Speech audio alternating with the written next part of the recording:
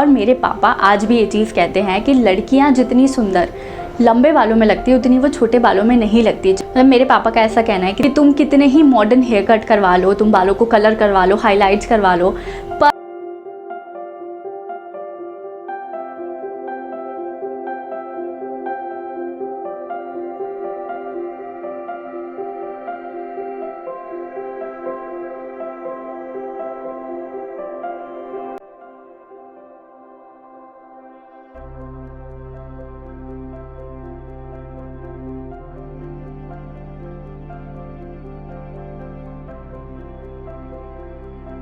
Hi guys, welcome back to my channel. I am फिजिक्सा जोशी। आज का जो हमारा टॉपिक है वो पढ़ाई से रिलेटेड नहीं है, वो थोड़ा एक अलग टॉपिक है।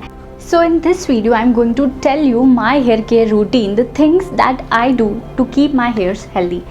सो सबसे पहली चीज़ मैं आप लोगों को एक डिस्क्लेमर देना चाहती हूँ कि मैं कोई एक्सपर्ट नहीं हूँ। मैं आपको जो भी बताने वाली हूँ वो मेरे एक्सपीरियंस के ऊपर बेस्ड है कि जो चीज़ें मैं करती हूँ या मेरी मम्मी मेरे बालों के लिए करती थी, तो वो सारी चीज़ें उस पर बेस्ड है। So let's get into the video. The first thing that you all need to understand is कि सबके बालों की और स्किन की जो क्वालिटी होती है वो कहीं ना कहीं जेनेटिक्स पर भी डिपेंड करती है और वो सबकी डिफरेंट होती है। हो सकता है जो मेरे बाल की क्वालिटी हो वो आपके बाल की क्वालिटी नहीं हो, आपके स्किन की क्वालिटी जो है वो हो सकता है वो मेरी स्किन की क्वालिटी नहीं हो। तो ये चीज़ जो है वो पर्सन टू पर्सन डिफर करती है, but we can do certain things. हम उसकी क्वालिटी को इम्प्रूव करने के लिए, उनको एटलीस्ट हेल्दी बनाने के लिए हम लोग कुछ चीज़ों को कर सकते हैं। So in this video I am going to share with you all वो सारी चीज़ें जो कि मैं करती हूँ। So the first thing is मैं कुछ बहुत फैंसी चीज़ें नहीं करती हूँ, स्पा वगैरह ये सब कुछ आई डोंट डू दैट। कोई ट्रीटमेंट्स ले रहे, कैरेटीन ट्रीटमेंट्स, मैं इनमें से कोई भी चीज़ नहीं करती हूँ। मैं बहुत ही एक बेसिक चीज़ जो कि एक ट्रेडिशनल वे चला आ रहा है, मैं उसी एक हेयर केयर रूटीन को फॉलो करती हूँ। So I request you all to watch this video till end do let me know in the comment section अगर आपका कोई स्पेसिफिक कंसर्न है। अगर मुझे उसके बारे में कुछ भी पता होगा तो मैं आपको ज़रूर बताऊंगी। सबसे पहली चीज़ मैं आप लोगों को वो बताती हूँ कि मेरे लंबे बाल होने के पीछे की स्टोरी क्या है। तो when I was a kid, मैं छोटी थी, मेरे बाल बहुत ज़्यादा घने थे। स्कूल में क्या होता था कि सारे बच्चों के बाल छोटे छोटे होते थे, तो मुझे वो चीज़ बहुत अच्छी लगती थी कि यार इनके बाल कितने छोटे हैं, कितने अच्छे, मुझे भी ऐसे बाल चाहिए। मेरे बाल उस टाइम पर भी थोड़े लंबे थे, पर मेरे बाल बहुत ज़्यादा थिक थे, मतलब मेरे बालों की डेंसिटी बहुत ज़्यादा थी। तो मैं मम्मी को ज़िद करती थी कि कटवा दो। मेरे वेस्ट लाइन तक के बाल थे। When I was in second और थर्ड स्टैंडर्ड आई गेस, तो मैंने बहुत ज़िद की कि मम्मी बाल कटवा दो, और मम्मी ने मेरे बाल इतने से करवा दिए। अभी डेंसिटी ज़्यादा होने की वजह से क्या होता था कि वो बाल जो है वो इतने यहाँ तक का, ऐसे डॉक्टर गुलाटी को आप लोगों ने देखा है तो उस तरीके का वो लुक होने लगता था, मतलब सच में, क्योंकि बहुत ज़्यादा डेंस थे ना, तो वो जितने छोटे होते थे तो वो यहाँ से फैल जाते थे।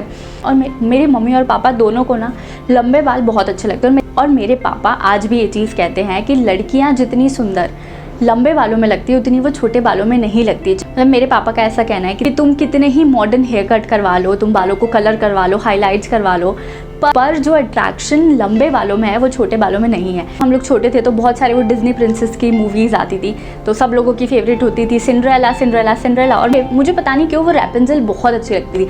मतलब द थिंग कि उसके बालों से वो बाल उसके नीचे डालती है और वो प्रिंस उसके ऊपर चल कर आता है, दैट इज़ सो अमेजिंग। मतलब बहुत फेक है पर कितना अच्छा है यार, कि मतलब मुझे उसको देख के बहुत अच्छा लगता था। मैं लिटरली ये सोचती थी यार वाओ इसके बाल कितने अच्छे हैं। तो वो रैपुंज़ल की स्टोरी भी एक तरह का फैक्टर है जो कि मुझे लगता था नहीं यार लंबे बाल बहुत अच्छे होते हैं। तो अभी मैं बहुत ज़्यादा आपको स्टोरी में नहीं लगाती हूँ, अभी हम चलते हैं हमारी वीडियो की तरफ।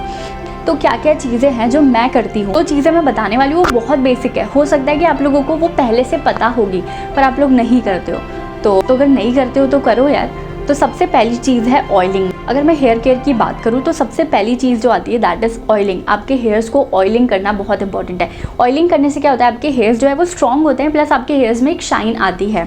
Oiling is so important. तो ऑयलिंग के लिए मैं जो ऑयल यूज़ करती हूँ, पहले मैं आलमंड ऑयल यूज़ करती थी, बट अभी मैं कोकोनट ऑयल यूज़ करती हूँ। ये आलमंड ऑयल थोड़ा सा क्या होता है, हैवी होता है, और मुंबई में वेदर कैसा है, यहाँ पे ह्यूमिडिटी बहुत ज़्यादा है, तो मुझे लगता है कि थोड़ा लाइट वेट ऑयल लगाना इज़ बेटर। तो मैं कोकोनट ऑयल अभी यूज़ करती हूँ।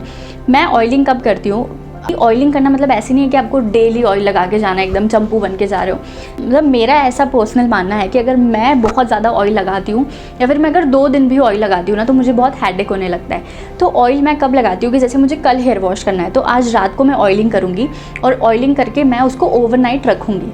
तो ऐसे मैं ऑयलिंग करती हूँ। सेकेंड थिंग इज़ मसाज करना। आपकी जो स्कैल्प है उसको मसाज करना इज़ सो इम्पॉर्टेंट। जब भी आप ऑयल लगा रहे हो ना, उसके बाद आप 5-10 मिनट की मसाज करो आपकी स्कैल्प पे। और ये मसाज करने से क्या होगा कि आपका जो ब्लड सर्कुलेशन है वो इम्प्रूव होता है। और ब्लड सर्कुलेशन अगर इम्प्रूव होता है तो कहीं ना कहीं आपके जो बाल है वो स्ट्रॉन्ग होते हैं, वो आपकी हेयर ग्रोथ को भी बूस्ट करता है। पहले मेरे घर पे मेरी मम्मी मेरी बहुत अच्छी चंपी करती थी, मतलब एकदम रिलैक्स हो जाते थे। पर यहाँ पे मुझसे बहुत ज़्यादा अच्छे से नहीं हो पाता है, तो मुझसे जैसा होता है मैं वैसा कर लेती हूँ। बट मैं जब भी घर जाती हूँ आई मेक श्योर कि मेरी मम्मी से मैं एक बार अच्छे से चंपी करवाऊँ। Now the third thing is cleansing. और क्लेंजिंग के लिए बोला जाता है कि आपको माइल्ड शैम्पूज़ को यूज़ करना चाहिए। और ये बहुत ट्रू है, क्योंकि आजकल के जो शैम्पू होते हैं उनमें बहुत ज़्यादा केमिकल रहता है, तो वो कहीं ना कहीं आपके बालों को इफ़ेक्ट करते हैं। क्योंकि केमिकल है, बट ऑब्वियस सी बात है कि अगर केमिकल लग रहा है तो वो इफ़ेक्ट करेंगे। तो अगर मैं क्लेंजिंग की बात करूँ तो क्लेंजिंग के लिए मैं जो शैम्पू यूज़ करती हूँ, तो सबसे पहली चीज़ मैं हर थोड़े टाइम में अपने शैम्पू को चेंज करती हूँ। तो करंटली मैं जो शैम्पू यूज़ कर रही हूँ वो है लॉरियल प्रोफेशनल का। ये जो इसकी प्रोफेशनल रेंज है उसका एक शैम्पू है एब्सोल्यूट रिपेयर।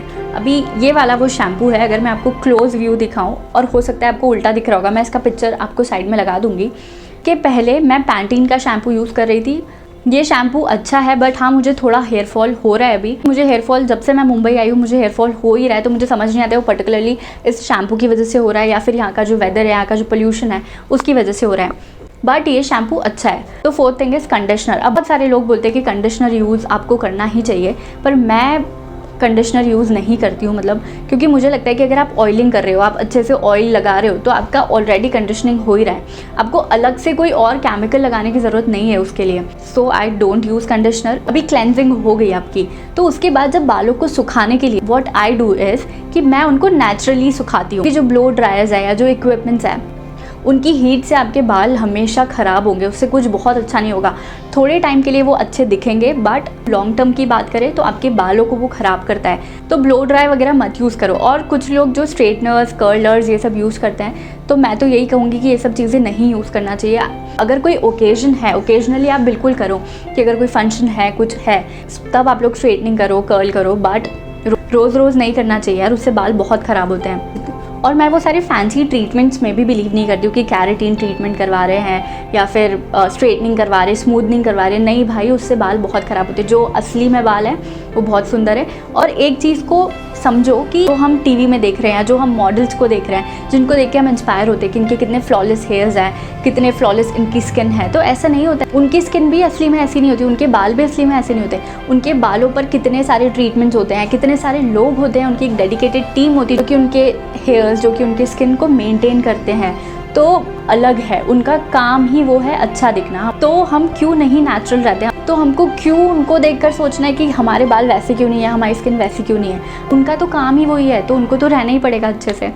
अब व्हाट आई डू इज़, जब मेरे बाल थोड़े थोड़े गीले रहते हैं ना, तब आई अप्लाई एलोवेरा जेल। मैं उसके ऊपर एलोवेरा जेल लगाती हूँ, बहुत ही थोड़ी सी क्वांटिटी में लेकर आप उसको अच्छे से अपने बालों पे स्प्रेड कर लो। मेरे बाल वो लगाने से अच्छे होते हैं। अभी किसी को हो सकता है एलोवेरा जेल नहीं सूट होता हो, तो वो कुछ और सीरम लगा सकते हैं। बहुत ज़्यादा आपको अलग अलग प्रोफेशनल सीरीज़ के सीरम पर जाने की ज़रूरत नहीं है, उनकी ज़रूरत आपको एक्चुअली नहीं है। एक वो भी सीरम बहुत अच्छा है जो लिवॉन का सीरम आता था, वो सच में अच्छा है, तो आप उसकी भी थोड़ी सी क्वांटिटी में आपके बालों पर लगा सकते हो। मैं एलोवेरा जेल जो लगाती हूँ, मैं यूज़ करती हूँ कभी कभी पतंजलि का, कभी कभी ग्रीन लीफ का, या फिर कभी कभी वाव का, जो भी अवेलेबल रहता है। ये तीनों ही बहुत अच्छे हैं, तो इन तीनों में से कोई भी लगा लेती हूँ। उसके बाद मैं बालों को सुलझाती हूँ। बालों को कॉम्ब करना इज़ सो इम्पॉर्टेंट। तो अभी मैं यहाँ पे रहती हूँ, मुझे अकेले से नहीं सुलझते अच्छे से, बट आई ट्राई कि हाँ थोड़ा तो हो। आपको हमेशा जब भी आप कॉम्ब करो ना, आपको स्कैल्प में हमेशा कॉम्ब करना चाहिए, उससे भी आपका ब्लड सर्कुलेशन जो है वो इम्प्रूव होता है। अभी एलोवेरा जेल लगाने के बाद मैं उसको अच्छे से कॉम्ब कर लेती हूँ ताकि वो सारी जगह पर लग जाए, जहाँ पे नहीं भी लगा है वहाँ पर भी लग जाए। अभी जो लास्ट स्टेप, मतलब ये मैं करती हूँ, आई डोंट नो आप में से कितने लोग करते हो, मैं पूरे बाल को रोल कर देती हूँ। आप लोगों को पता है रोल कैसे करते हैं? ऐसा वाला जो हम रोल करते हैं ना, तो ऐसा पूरा एंड तक करना है, मतलब आपको पूरे आपके लास्ट तक करना है। अब मैं इसको पूरा ऐसे रोल कर देती हूँ, उसको बहुत टाइट पकड़ के रखती हूँ, देन आई जस्ट लीव।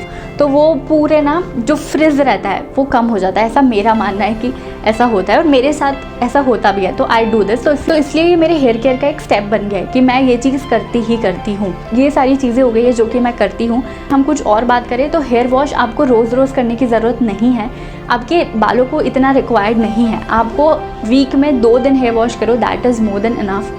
पहले के ज़माने में तो लोग वीक में एक बार हेयर वॉश करते थे, तब भी उनके बाल तो अच्छे खासे थे ना, और हमसे ज़्यादा अच्छे थे। आजकल हर किसी को हेयर फॉल की प्रॉब्लम है, तो आप बहुत ज़्यादा शैम्पू वगैरह मत यूज़ करो।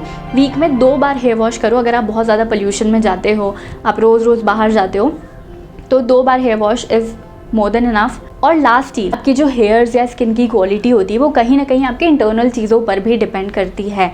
तो आप उसके लिए अच्छा खाना खाओ, प्रोटीन रिच फूड खाओ, आप ग्रीन वेजिटेबल्स खाओ, ग्रीन लीफी वेजिटेबल्स खाओ। जब हम एक्सटर्नली तो काम कर ही रहे हैं, बट इंटरनली भी अगर हम काम करेंगे तो दोनों चीज़ें मिलके डेफिनेटली आपको आपके रिजल्ट्स जो हैं वो मिलेंगे ही मिलेंगे। आई होप ये वीडियो आप लोगों के लिए हेल्पफुल रहे।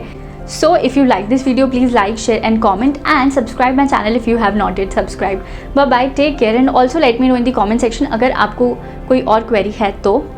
Bye bye, take care.